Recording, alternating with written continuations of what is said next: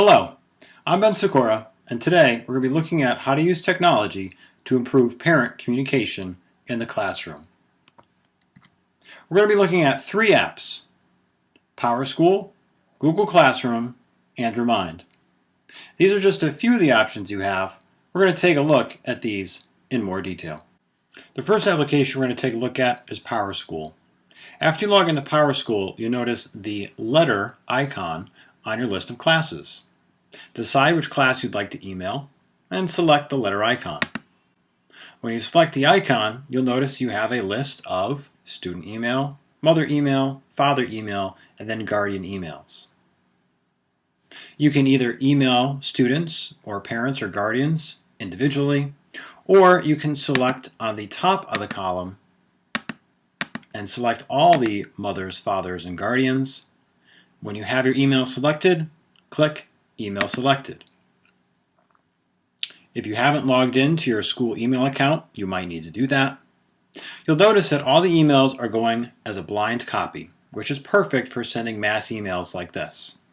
Go ahead and insert your subject, and then go ahead and insert the content of your email. It's great to give parents a little update about activities that are going on in the classroom. If you teach a semester class and you don't always see the parents in open house, this is a great way to reach out. It's also a great way to email parents about things that are going on in your classroom or your school, whether it's emailing them about Google Classroom, Remind, any other activities that might be going on, but it's a great way to reach out. When you're done with your email, you can click Send. Another way to reach out at home is through Google Classroom. Go ahead and open up Google Classroom and select one of your classes. Up at the top, click on Students, and one of the things that you'll notice is you have an option to email all guardians. If you click that tab, you'll be able to email all the guardians that are associated with your Google Classroom students. You'll also notice, for the students that you have in your class, you can invite guardians.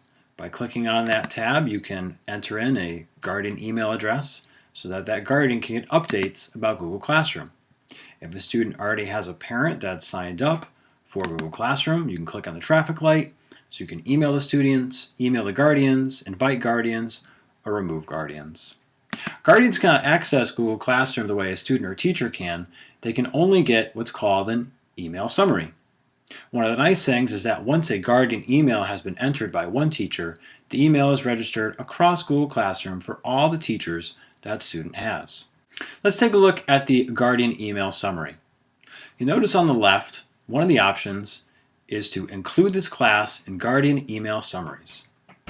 By clicking on that little tab, it asks if you want to add guardian email summaries to your Google Classroom account.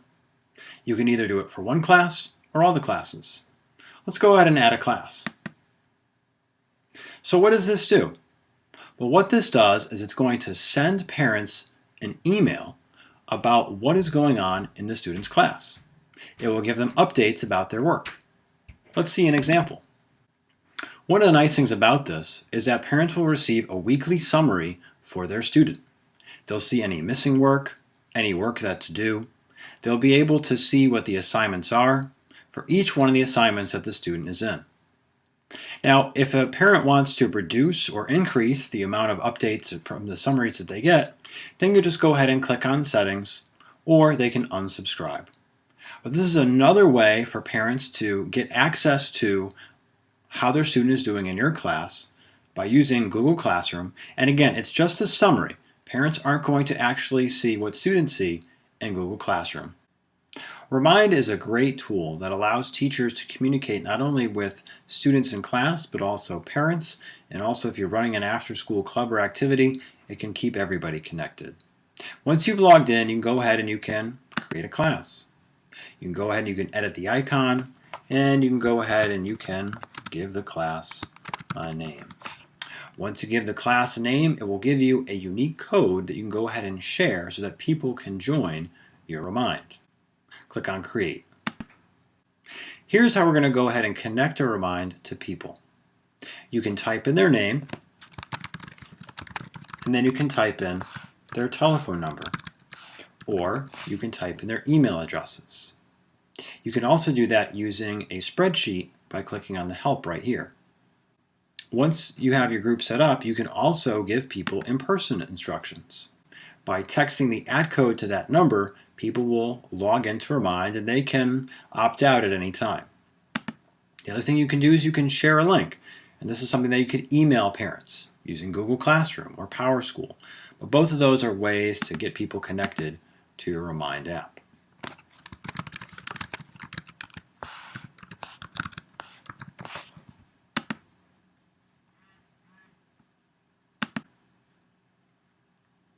Once you have people that are now a part of your Remind, it's now a question of how do I communicate with them?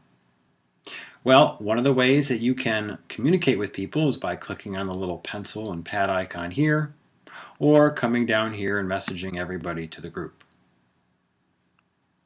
One of the things that you could do is you can add photos, videos, Google Drive, Classroom, OneDrives, everything is connected. You can also schedule when you want your Remind to go out. You can select a specific date or a specific time. Once you've done that, you go ahead and you click Send, and your Remind message will go out to anybody in the group. The default setting is that people are not allowed to reply to your Remind. If you want people to reply to your Remind, there's a couple ways you can do that. Over here on the left, you can see all the people that are in your group. You can click on an individual person, and you can see that replies are turned off for this person. If I click on this, I can turn on replies, and now this person can now reply to my messages. If I turn it off, they can now not reply to my message. Another way to allow people to reply to your messages is to go up to Settings. Go ahead and click on your username, go to Account, click on Communication, and scroll down and click on Allow Replies to your messages. There are a lot of other settings that you can change in Remind. So by clicking on your username, it allows you to change a lot more settings. Remind is a very powerful app and allows you to communicate with parents and students and people in a club or activity in a very easy and quick way where they can opt out at any time. So we covered 3 applications today: PowerSchool, Google Classroom, and the Remind app as ways to improve parent communication with technology. Thanks for listening. Have a great school year.